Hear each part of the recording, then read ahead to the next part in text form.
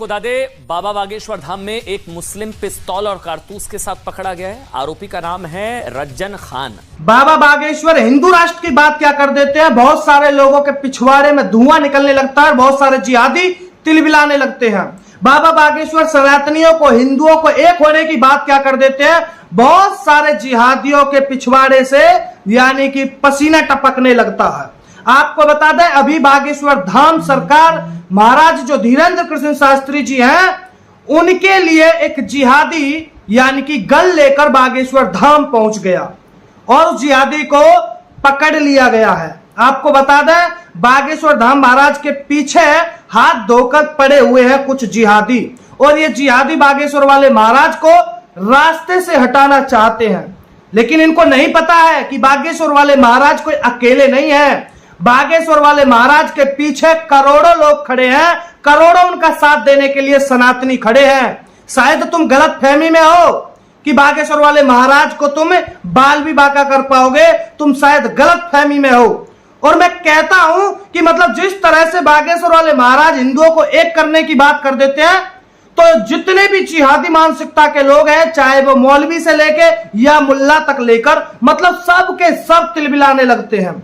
आखिरकार ऐसा क्यों? हमारे धर्मगुरु अगर सनातनियों को एक करने की बात करते हैं तो तुम्हारे पिछवाड़े में मिर्ची क्यों लग जाती है?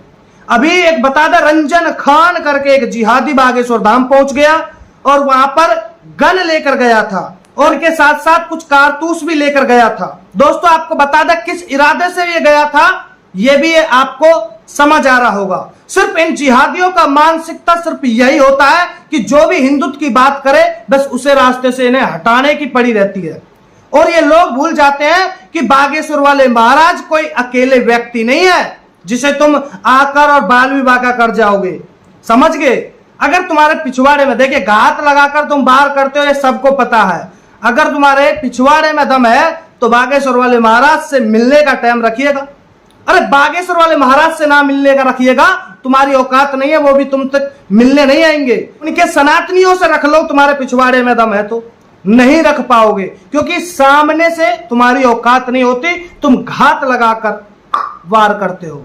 एक बात बताएं, जितने भी जिहादी ये सोच रहे हैं कि बागेश्वर वाले महाराज को तुम रास्ते से हटा दोगे और मतलब ये गन दिखाकर तुम डरा दोगे, तो बेटा ये तुम्हारी भूल है और ये भूल तुम मत किया करो।